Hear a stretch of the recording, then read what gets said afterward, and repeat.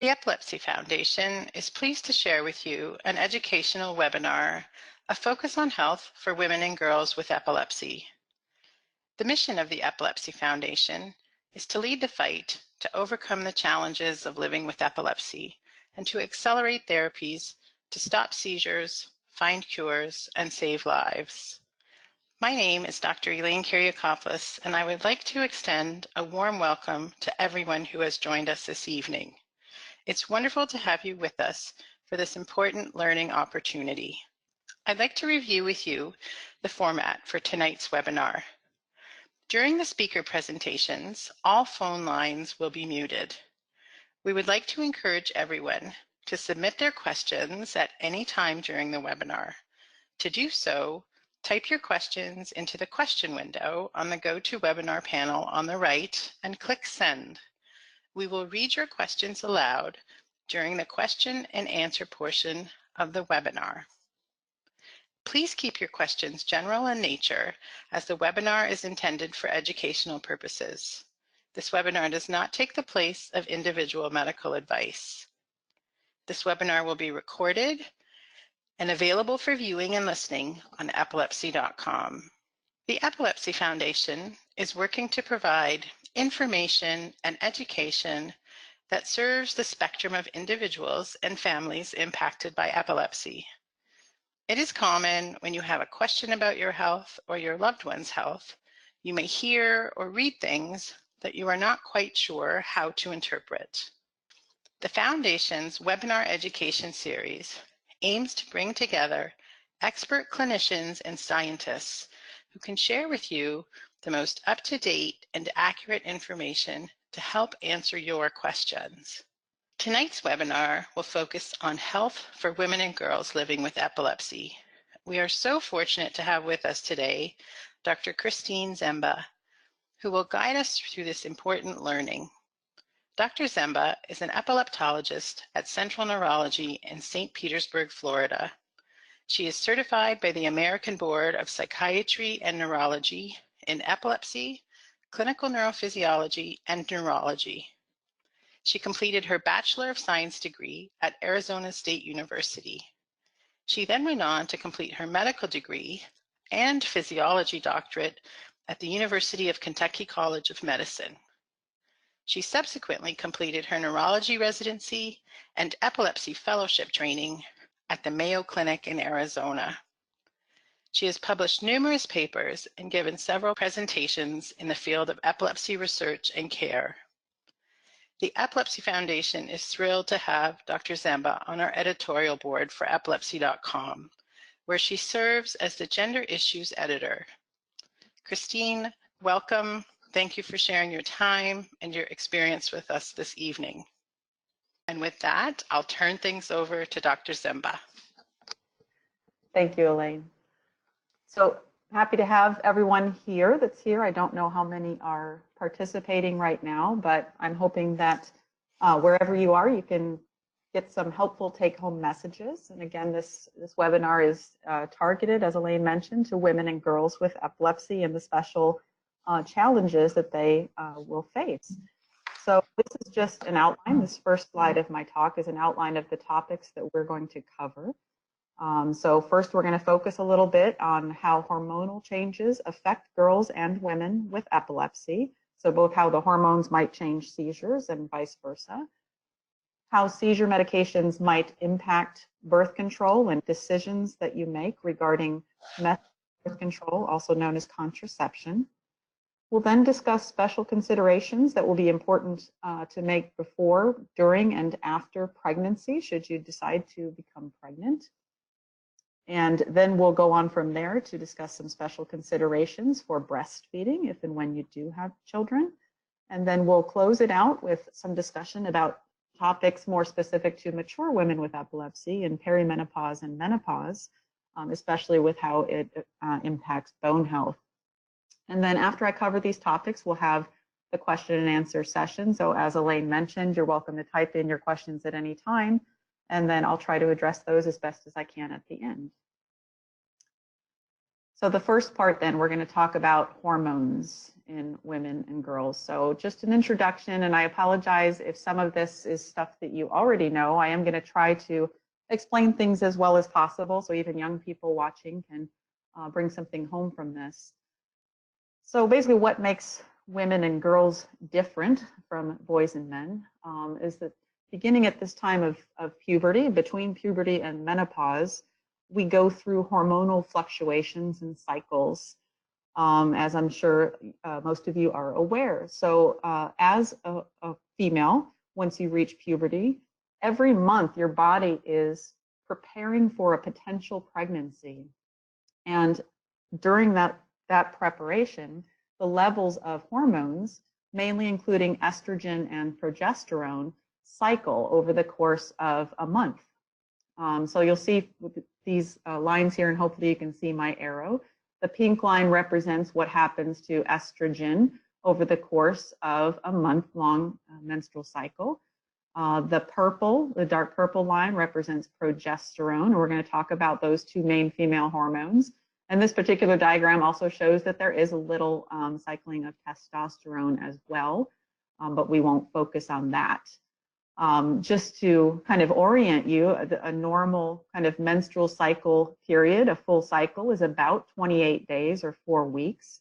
Week 1, what's considered the beginning of the cycle, is the week of your menstrual period. So your period here is week 1, and then the subsequent weeks thereafter.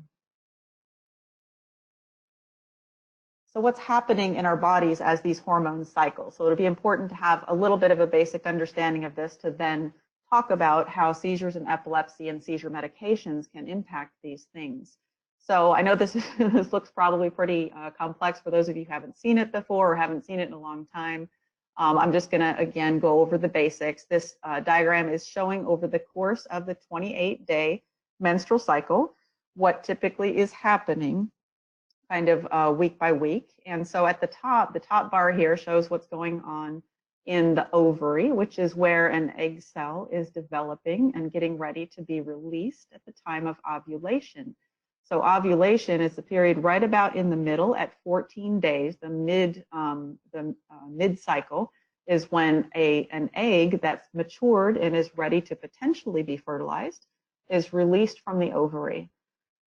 Thereafter, there's a structure left in the ovary called the corpus luteum, which then degenerates, and this corpus luteum is producing hormones. So you've got, in the first stage here, before ovulation, the ovary is releasing estradiol. And so estradiol peaks up until the time of ovulation here and then takes a dip. Whereas after ovulation, then the progesterone level increases as the estradiol drops, or estrogen, it's another kind of synonymous term, and then the progesterone drops down. I'll kind of just skip over this. There's also hormones coming from the anterior pituitary, which is basically directing all of this, but we won't focus so much on these hormones, LH and FSH, for the purposes of our discussion. We're going to focus on estrogen or estradiol and progesterone. And this is just showing the very lower panel here, what's going on in the uterus, which basically, beginning just before the time of ovulation, the lining of the uterus is building up and becoming very vascular and basically preparing for implantation of a fertilized egg to begin a pregnancy. And if that does not happen, then the wall of the uterus breaks down and you have your menstrual flow again. So just kind of keep in mind this cycling of estrogen and progesterone, and we're going to talk about what those hormones might have to do with epilepsy. So here's the basics of it. The two major female hormones, estrogen or estradiol and progesterone.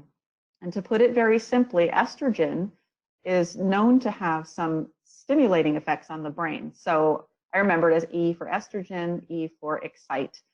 So basically, estrogen is thought to be an excitatory compound. In other words, it makes the brain, it increases the amount of brain activity, so to speak, and it makes seizures more likely. So if you think about a seizure, just in general, what a seizure is excessive and abnormal excitation of the brain. And so when estrogen levels are peaking, or there's, you take estrogen in a pill form, like with hormone replacement therapy, we'll talk about that later. that estrogen can, in some cases, make you more likely to have seizures. Progesterone does the opposite. Progesterone is thought to have some inhibitory properties. So in other words, it makes the brain a little less excitable, and therefore seizures are less likely to happen when levels of progesterone relative to estrogen are higher. So for some women, but not all, for some girls and women, they might notice that there can be a pattern to their seizure frequency, and the pattern may be related to their menstrual cycle. So again, this is not something that everyone will notice, but a fair number of women and girls with epilepsy will notice that as they go through their menstrual cycle, their frequency of seizures changes. And there are two main patterns that can be related to hormone changes. So if you think back to what I said about estrogen peaking and then progesterone peaking, one time that seizures are more likely to happen is mid-cycle at the time of ovulation, which is right around that 14-day mark, in between, kind of right in the middle of your periods, between your periods. But another and perhaps more common pattern is increased seizures just before and just during your menstrual period.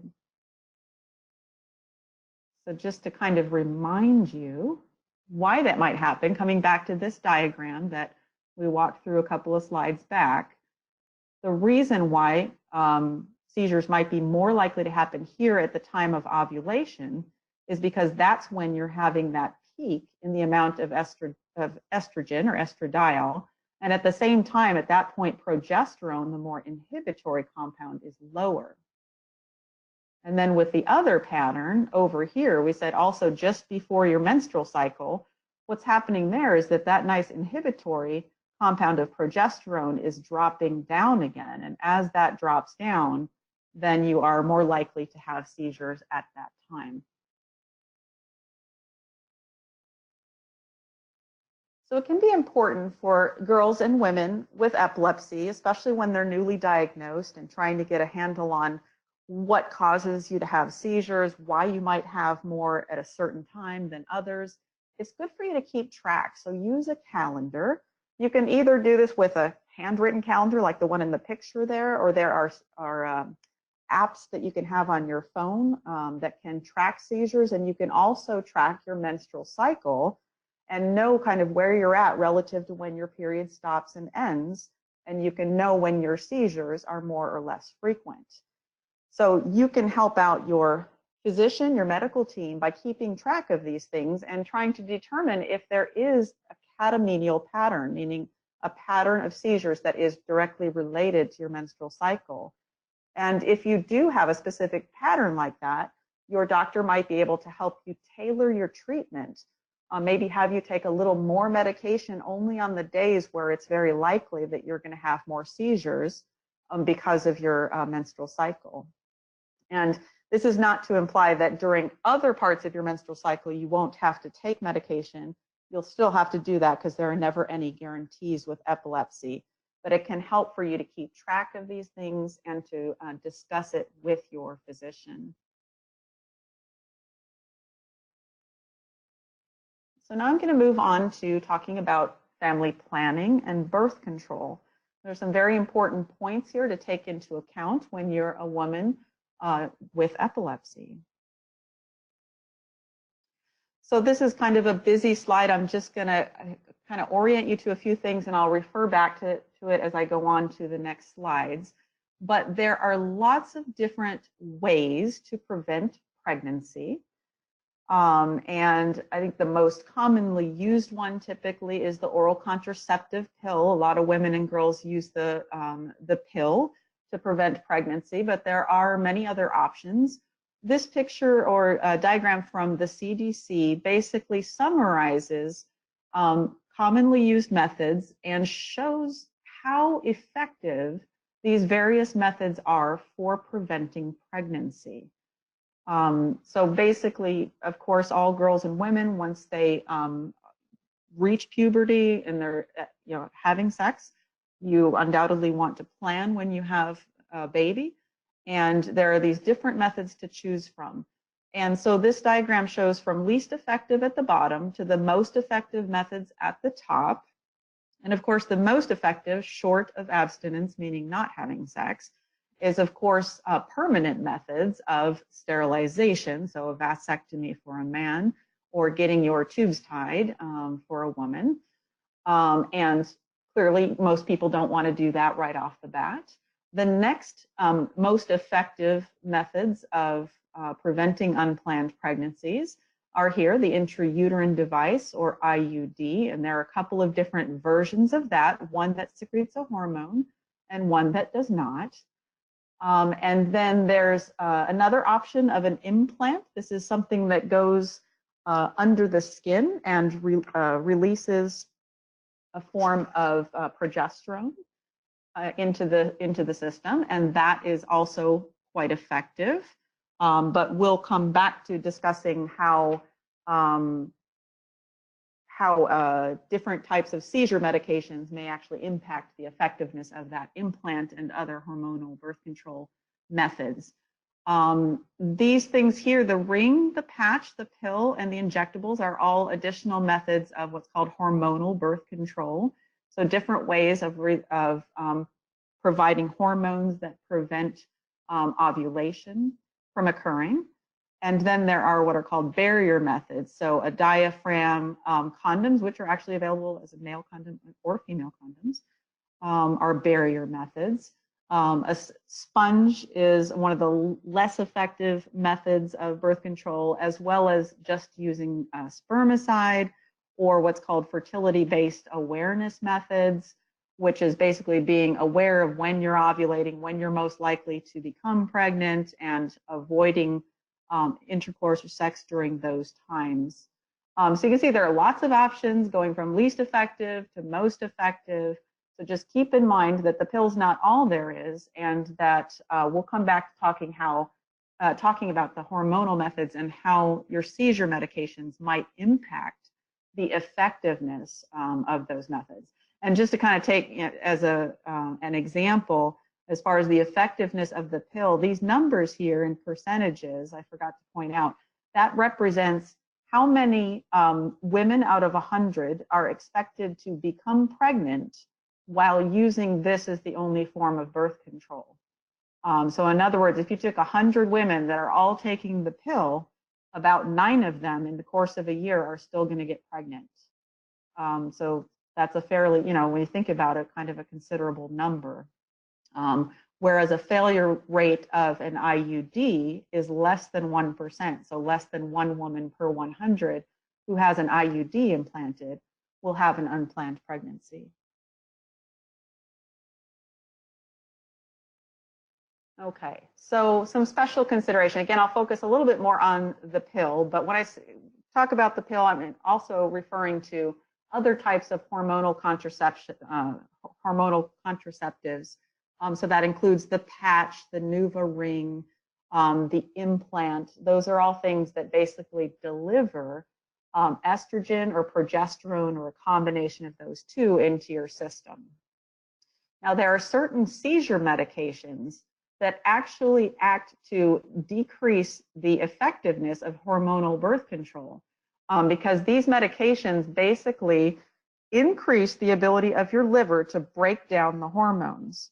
So you're taking the hormones in to prevent pregnancy, but your seizure medications might be making those hormones break down and decreasing their levels in your body so they won't work as well. So basically, these medications can increase the risk of oral contraceptives not working. So I said 9% failure rate, that's for women not taking seizure medications. But that number can get even higher for women who are taking certain kinds of seizure medications. So all women with epilepsy should discuss possible interactions with their neurologist and their primary care provider, that's their primary care physician, or their OBGYN physician, or all of the above. You need to talk to one of your healthcare providers about your wishes for preventing pregnancy and ask about interactions with your medications. It's possible that if you are taking a medication that could decrease the effectiveness of your birth control pill, for instance, if you're taking that, a backup method might be recommended, like that you use condoms as well.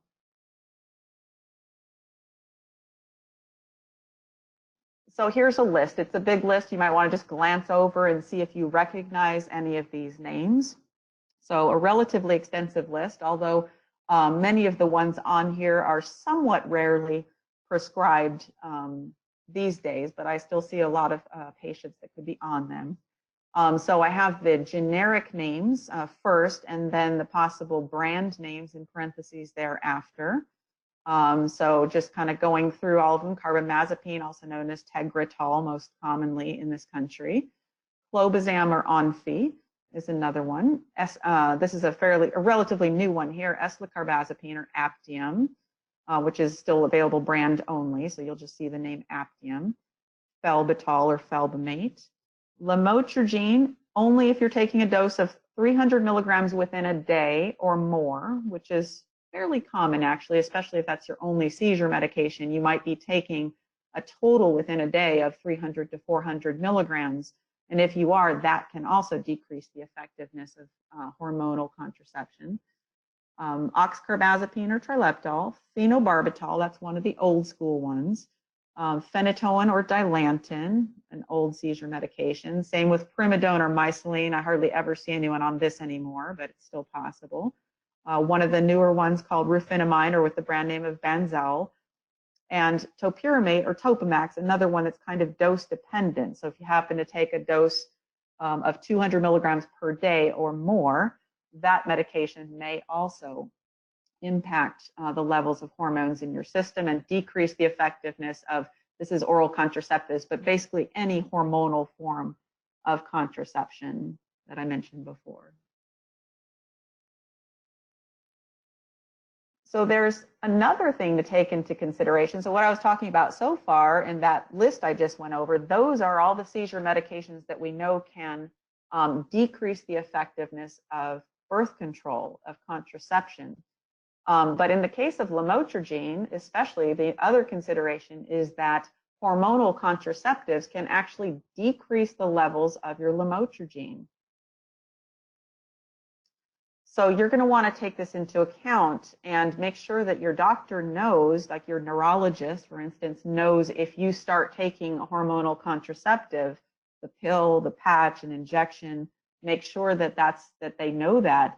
And you want to continue to keep good seizure control. So you're going to want to keep track of that. Your dose of lamotrigine may need to be adjusted.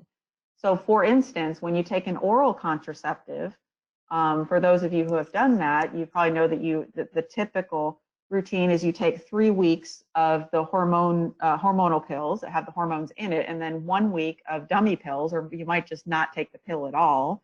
So placebo or pill-free week.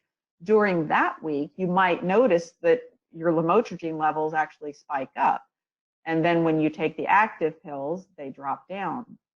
The only way you'll know that is if you have a change in your seizure frequency, or you might notice side effects. You might notice that during this placebo or pill-free week, the dummy pill week, that you start feeling more tired or lethargic, or feel like you're having more side effects from your medication. And that may be due to changes in the amount of lamotrigine in your blood at the different times due to the hormones. So basically what you can do to help yourself out and your epilepsy team is to track your seizures. Like I mentioned before, keep that calendar or use your app and keep track of seizures, and keep track of, if you're taking a pill, keep track of that, and your menstrual cycle. And make sure you let your doctor know if and when you start and stop birth control. And I think I already kind of mentioned this. So basically, besides the fact that the lamotrigine level can increase when you're on your pill-free week, if you stop the medication, if you stop the contraceptive, then your lamotrigine level or lamictal level in your system is going to go up. All right. So moving on to family planning. So if and when you do plan to have a baby, things that you have to consider. So one thing that I want to stress, and this is for everyone. And so right from the beginning, I want to say that this recommendation is for all women of childbearing age and potential, whether or not pregnancy is planned, because 45%, and I've heard up to 50% of pregnancies, at least in this country, are surprises. In other words, unplanned pregnancies. So even though most of us want, have good intentions to plan pregnancies and do it at just the perfect time, surprises can and do happen, either because birth control is not being used or not being used reliably, or because there's a failure for some reason. So if you do get pregnant, there's going to be a whole lot of development of that embryo before you even realize you're pregnant. Most women aren't even going to realize they're pregnant till they're, at least 4 or 5 weeks along and you miss a period. Well, by that time, there's already been a lot of development, including development of the nervous system of that potential baby. And we know also that women with epilepsy are at higher risk than women without epilepsy for having unplanned pregnancies, and at a little bit higher risk of having children with birth defects. So it's even more important for women with epilepsy to do whatever we can to decrease risk of these things happening. So this is what you could do. Take folic acid. So folate or folic acid, those two things are synonymous. This is a vitamin that you can get over the counter at any drugstore. It can also be prescribed if you prefer that. You can talk to your doctor about getting a prescription for it. And folic acid significantly reduces the risk of certain types of birth defects. So again, with all this in mind, that so many pregnancies can be surprises and that so much development of the embryo occurs before you even know you're pregnant, it's important that you take the folic acid even before. Just make it a matter of course. Just add it to your medications every day. As far as the dose, it will matter somewhat.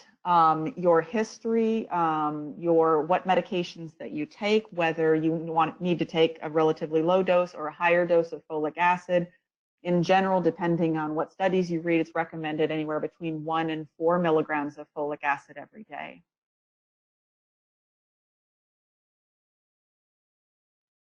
So when you start thinking about these things, something to know is that most women with epilepsy do have normal pregnancies, but there are certain risks to keep in mind, certain risks of certain problems during pregnancy.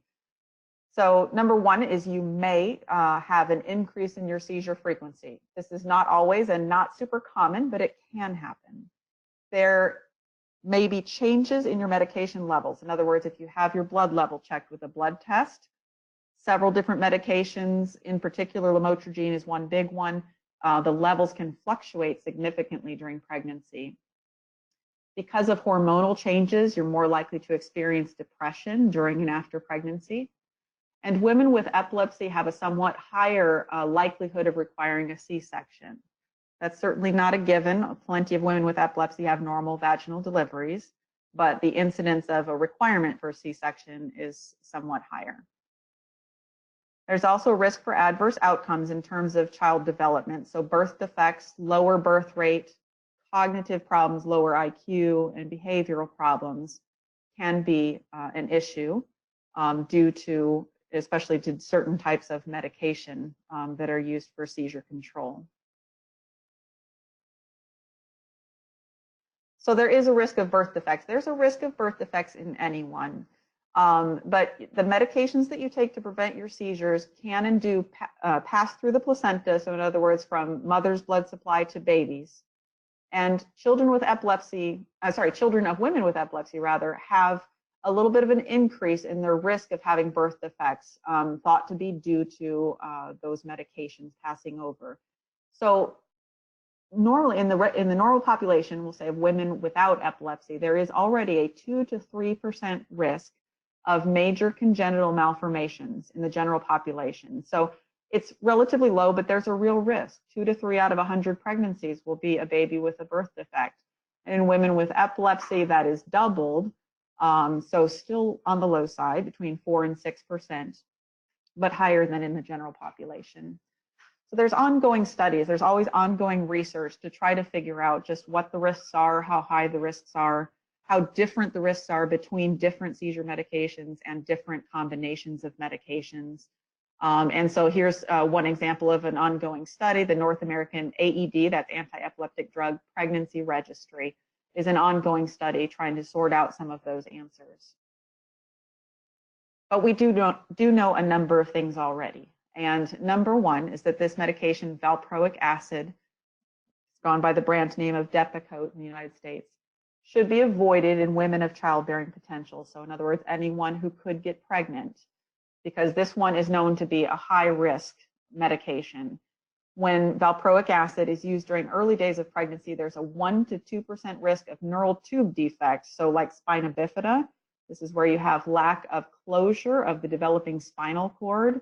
And so that's just of that kind of defect. And then an overall 10% risk of other major congenital malformations.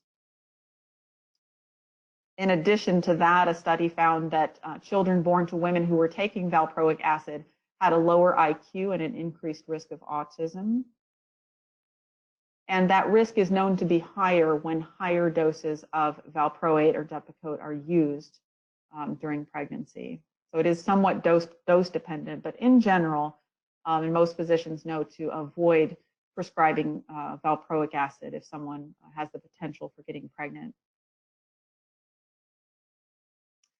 Some other medications are also known to pose a somewhat higher risk, so an intermediate risk rather than a low risk. So phenobarbital and topiramate or Topamax are a couple that are in that intermediate risk category. And specifically with topiramate or Topamax, there's known to be a higher risk of having a child with cleft lip and or cleft palate. Pregabalin, by the brand name Lyrica, may also be in the intermediate to higher risk category based on a recent study, and I won't dwell on that here. Here's some other commonly used medications that are considered among the choices to pose lower risks than these other ones that I mentioned. So carbamazepine, lamotrigine, levetiracetam, or Keppra are considered to be the lower risk category. And in general, just keep in mind that higher doses of medications and multiple different seizure medications will increase the risk of birth defects and or poor developmental outcomes in children. So keep that in mind. And as far as all the other seizure medications and the possible doses and combinations, that's where ongoing research is going to be important. So I think I kind of already mentioned this. Risk of cognitive impairment is there, but it's still not yet known exactly how the different combinations compare with respect to risk for cognitive impairment in the child. Another ongoing study is this MONED trial, Maternal Outcomes and Neurodevelopmental Effects of Anti-Epileptic Drugs. This is something you could find online and potentially participate in. So what can you do while you're planning? So you're thinking about or planning to be pregnant. You want to take both a multivitamin and extra folic acid, so a prenatal vitamin. A lot of women, especially once they decide I'm going to get pregnant, take that prenatal vitamin. But often for women with epilepsy, that multivitamin might not have the amount of folic acid that you need. So talk to your doctor about it and plan on taking that extra folic acid supplement on the side. You want to avoid smoking. I mean, this is obviously good advice for anyone. Be close to normal weight levels before you get pregnant. Eat a sensible and balanced diet. And this is very important. Don't make decisions to change your seizure medications by yourself. And I just want to underscore the fact that all these things that I'm saying, the kind of warnings that I'm giving you about doses, about certain medications, they're meant to help educate you. So you have information, you're armed with that information when you go to talk to your doctor, but make sure you make the decision about what to change and how to change it with your physician and with them guiding you on how to do it safely. Oops. Okay. So you want to make sure that you talk to your neurologist before. Again, this is in the ideal world when you're not amongst those women that have a little surprise. You want to do the advanced planning, talk to your neurologist before, understand what the risks may be, and then with the assistance of your physician, get or keep your seizures under as good of control as possible. find the right medication at the right dose, make adjustments if you can, narrow down your medication to a single medication and do it safely. That's thought to be probably the best way to go, and to get on one of those lower risk seizure medications if possible. And again, remember, it's not always possible. You want to just do your best to kind of play the odds and make sure that you do that with your doctor's guidance. So during pregnancy, changes abound. So things that you can expect and need to think about when you're actually pregnant as a woman with epilepsy. So seizure frequency actually tends to decline or remain the same in most women as they become pregnant. But in a small subset, there may be an increase in seizure frequency. And if that happens, it's most often in the first or the third trimesters of development. And a number of factors may play into, causing seizures to be more frequent during pregnancy. You've got hormone changes, water and sodium retention, stress levels, and then this very important thing, especially with certain medications, the blood levels of your medication might change and specifically might drop significantly during pregnancy and need adjustments. But remember too, with all this talk about medications potentially being dangerous, that seizures during pregnancy are dangerous as well. So it's important to balance out this discussion and talking about if you plan to get pregnant, things that you need to consider. You do not want to have seizures during pregnancy. So you can hurt the baby from falling, burns, motor vehicle crashes. Hurt yourself and or the baby. Premature labor can be induced by seizures happening. Miscarriages can at times be triggered by seizures. And also convulsive seizures can lead to a dangerous lowering of the baby's heart rate. So a number of reasons why you want to make sure that you maintain good seizure control. And again, just this in red, just underscoring that the risk from uncontrolled seizures can actually be greater, potentially significantly greater than the risks from medications. So don't try to make changes on your own. You do want to focus on getting good sleep as best as you're able while you're pregnant and taking your medications regularly to decrease the risks of seizures. And getting back to this point that medication levels may change. You want to keep taking your medications as prescribed. Don't make changes on your own, but make sure you visit your neurologist regularly when you decide to become pregnant. And so some of the medication levels are going to need to be checked frequently throughout the pregnancy and following delivery. And I just highlighted the case with lamotrigine or Lamictal because that is the most notorious for having widely fluctuating levels that change with hormonal changes and with pregnancy and then following delivery. So you just need to keep close tabs on it with your neurologist. And so other levels of other medications can also decline, some being more so than others. You might just need to have your doses adjusted during different times of the pregnancy and thereafter. And thereafter, once the baby is born, the levels of the medication are going to rise again, and you might start having more significant side effects. So you're going to, again, need to have levels checked and probably have doses readjusted or decreased back down to your pre-pregnancy levels with the help of your physician. Oops. Okay, so another consideration when pregnant or when you're planning a pregnancy is to think about your mood is going to change, most likely with hormonal fluctuations. So, and we know that women with epilepsy are at a higher risk for depression and anxiety compared to women in the general population without epilepsy. But then when you factor in pregnancy, many women experience mood swings due to the changes in metabolism and fluids and hormones and just the fatigue that can happen while you're pregnant. So this can become a significant issue. And most commonly, if you're going to have those kinds of pregnancy-related mood swings, they're going to be in the first trimester and then again in the third trimester. And make sure you talk to people about this whenever you're experiencing mood swings, again, even just in general as a woman with epilepsy, but especially during pregnancy and postpartum. Talk to your doctors. Also, of course, talk to your family, your loved ones about the difficulties that you're having and make sure that you get the help that you need.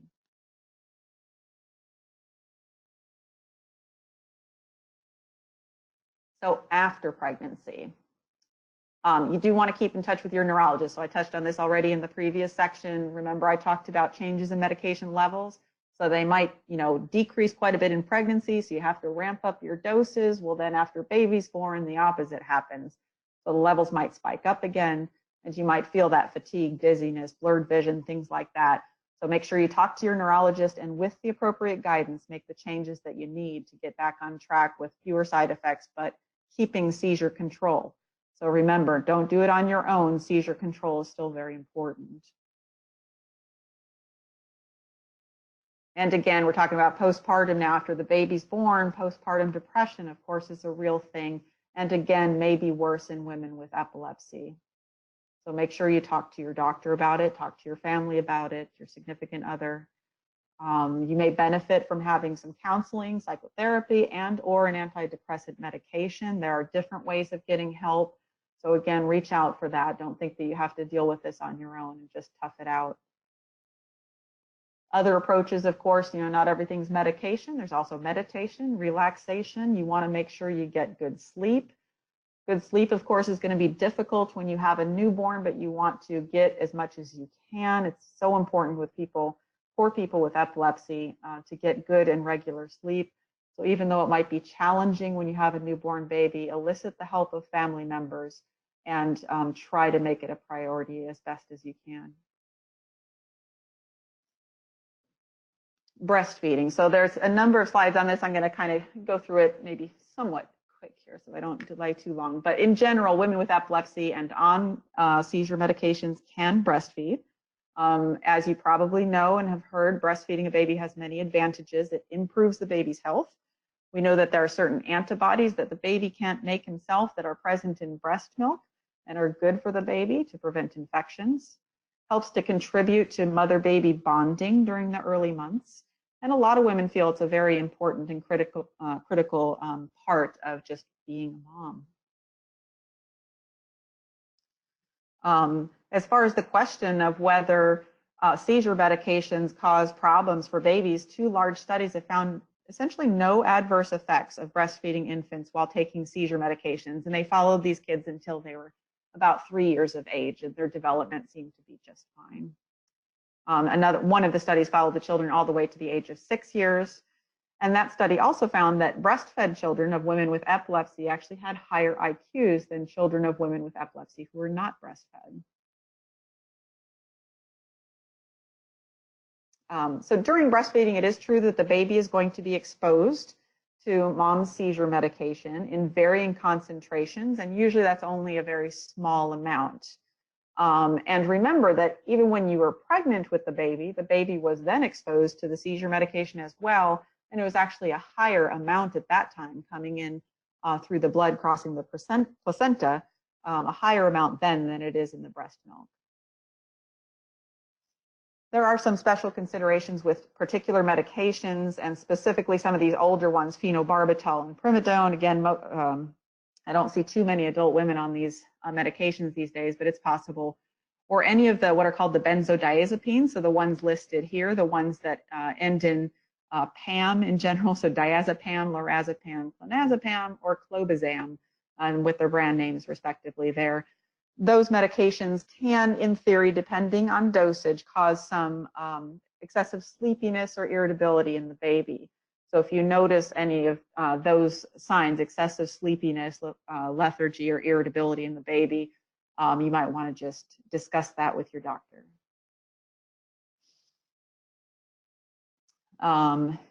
Let's see, and especially if the baby gets too sleepy to eat, of course, you're going to want to talk to the pediatrician about that. If it is the case that you're taking those medications like the benzodiazepines, they might, like the ones I just mentioned, they might recommend that you change to formula feeding, or a combination of breast milk and bottle feeding might be an option. So make sure you just discuss those possibilities.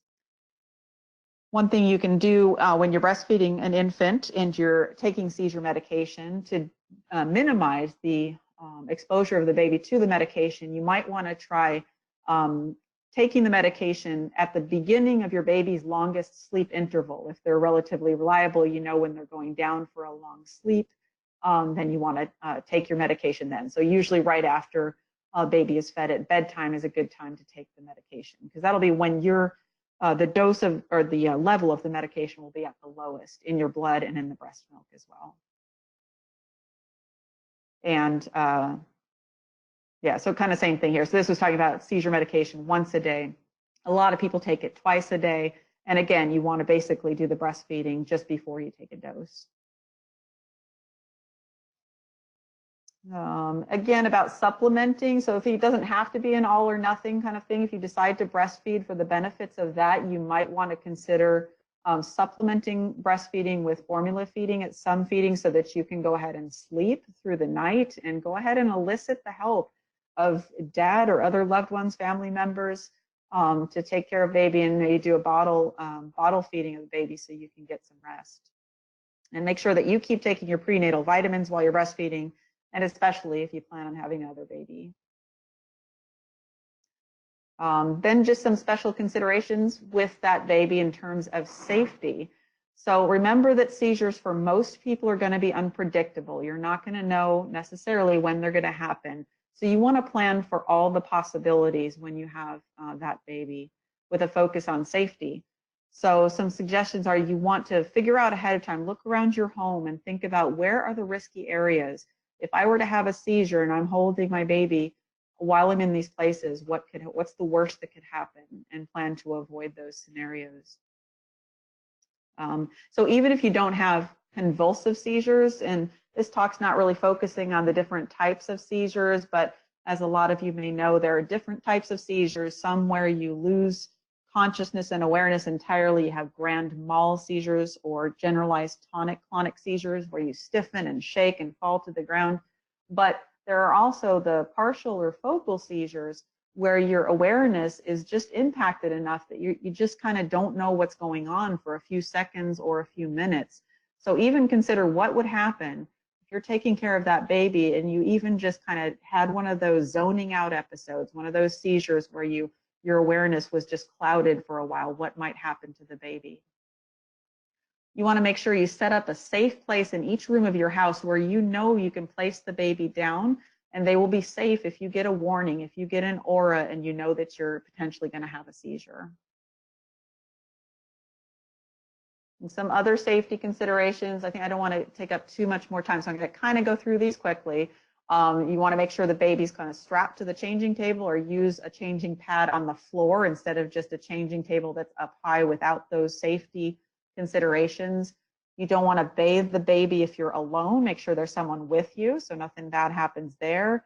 Keep the baby fastened in if they're in any kind of an infant seat, a bouncer, or any kind of seat where they might fall out if you lose awareness briefly. You might want to use a baby carrier on the front of you, as long as you don't have seizures that cause you to fall when you're walking or standing with the baby, just to have that extra thing in case you have a jerk of your arms and you might otherwise drop them. That would be a good plan. Just basically don't plan to carry your baby into the kitchen if you're by yourself and preparing bottles. Leave them somewhere else while you do that. And just some common sense stuff. You don't want to hold on to the baby when you're cooking, ironing, or carrying hot liquids. And again, this is something for everyone, not just women with epilepsy, of course, but you're not supposed to have the baby sleep in your bed. That's dangerous. Okay, so moving on to the last section, mature women with epilepsy. So we're talking about perimenopause, menopause, and bone health. So question comes up whether having epilepsy affects the time that you go through menopause. So first of all, menopause is defined as the time of a woman's life when her ovaries stop producing viable eggs, or going through those hormonal cycles we talked about. That typically occurs about the age of 50 years. There has been some evidence to suggest that in some women with epilepsy, and in particular women that have that catamenial pattern of epilepsy, there can be a worsening of seizures or higher seizure rates when they go through menopause. I'm sorry. So people who have higher seizure rates during their menstrual cycle, so catamenial epilepsy, their menopause might occur earlier. And that difference can be related to changes in certain brain structures that are involved in hormonal cycling, but we're not really sure about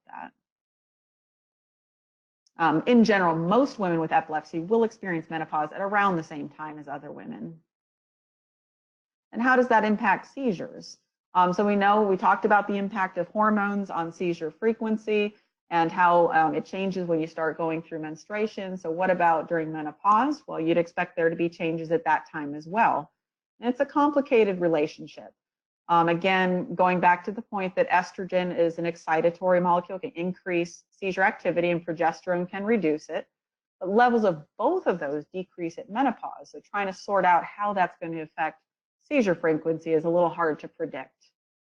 But again, people with that catamenial epilepsy pattern are more likely to experience a decrease in frequency once they're through menopause, but they might actually experience an increase first. So during that period of perimenopause, where your cycles start becoming irregular, your periods are less predictable, you might actually have an increase in your seizure frequency or severity at that time first.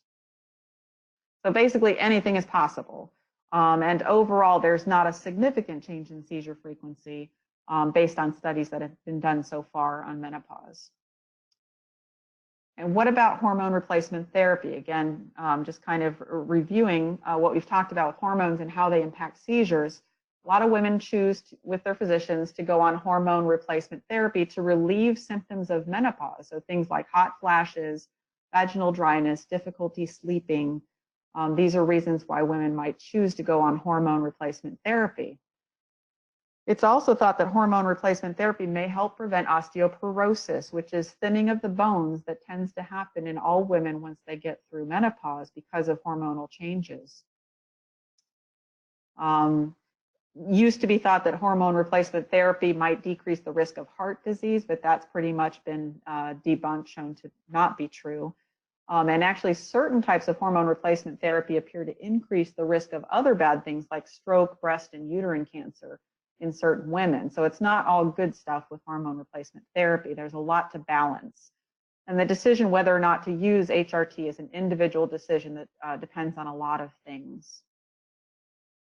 So as a woman with epilepsy, you want to keep in mind that estrogen, that excitatory hormone, may worsen seizure frequency. So if the hormone replacement therapy is mostly estrogen, that might cause problems.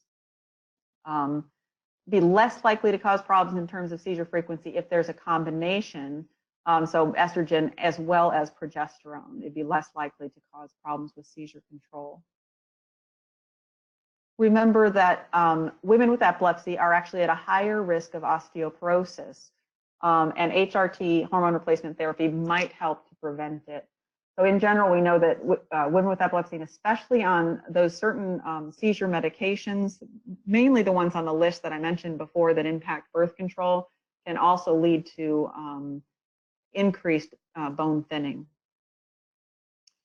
But hormone replacement therapy is not the only way to treat symptoms of menopause that are bothersome. There are some non-hormonal alternatives that have been researched.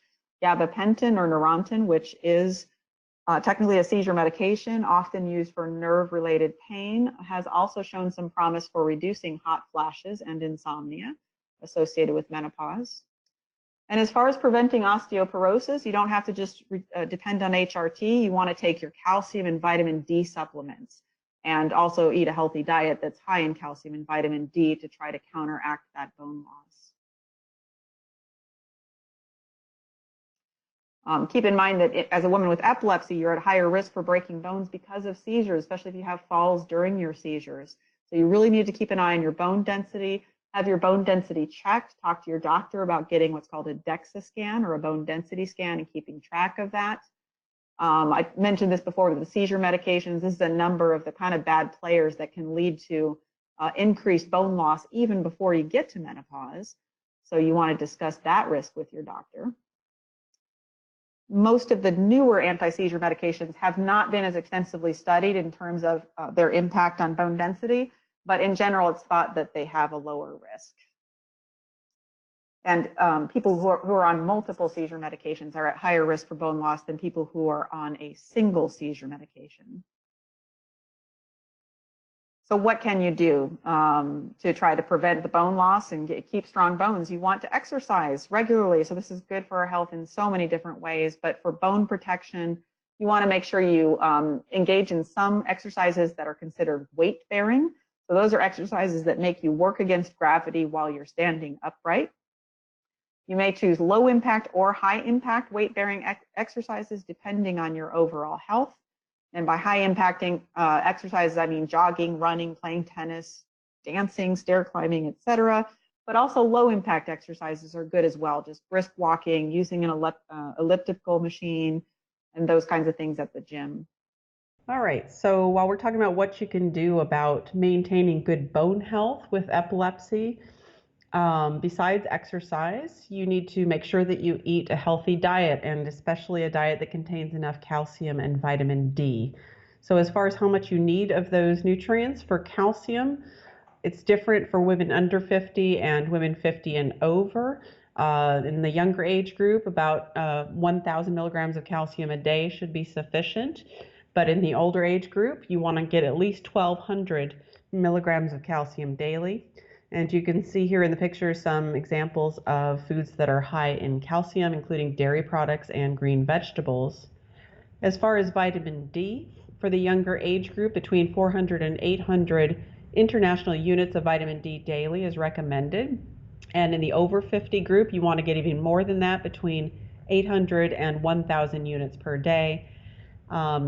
Doctors are often checking for vitamin D levels in basic blood work, and you might be told that your vitamin D level is low enough that you need to take even more than what is stated here, in which case you might need to take a supplement in the form of a tablet or a capsule. But to find vitamin D in natural foods, that would include things like fatty fish like salmon and tuna, as well as fortified foods like milk, soy milk, and cereals. So again, you might actually need more than what you get. Even if you eat some of those healthy foods, you'll want to talk to your doctor about getting your vitamin D levels checked. Okay, so I think I'm going to wrap it up there. So just some take-home messages, and I know I kind of covered a lot of ground, and hopefully you found some of it useful. But women and girls with epilepsy have unique challenges throughout their lives, and mainly that's due to hormonal things. That hormones may impact seizure control during various life stages, including when women use hormonal birth control methods or hormone replacement therapy during and after menopause. Remember that family planning is extra important for women with epilepsy, that healthy, normal pregnancies are the norm for women with epilepsy. Breastfeeding is possible and encouraged in most women with epilepsy, and a healthy diet, good sleep, and regular exercise can go a long way. Okay, so I think I'm going to end there, and I'm going to hand this back over for just a minute to Elaine Kyriakopoulos. Thank you for your attention. Thank you, Dr. Zemba, for the comprehensive overview of special consideration for women and girls living with epilepsy. We would like to end the presentation portion of this evening's webinar sharing with you resources that you can continue to turn to learn about epilepsy. Certainly speaking with your physician or nurse is always a good place to start. Epilepsy.com is an online resource where you can continue to learn about epilepsy and treatment for epilepsy. You can also find information about additional Epilepsy Foundation online learning opportunities, as well as ways to connect with the epilepsy community near you. For help guiding you to additional resources, you can call into the Epilepsy Foundation's 24/7 helpline. In addition, your local Epilepsy Foundation office can help to provide you with information, resources, and support, and can also help to direct you to an epilepsy center that's close to your home, where you will find medical providers who specialize in the diagnosis and treatment of epilepsy, and specialists who provide focused care for women living with epilepsy. I'd like to take a moment to again thank Christine Zemba for sharing with our epilepsy community her time and her knowledge. I would also like to thank each of you for joining us this evening, and hope you will continue to join us throughout 2019 as we aim to provide you with learning opportunities that help to answer your questions and guide you to the resources you need to manage your epilepsy well.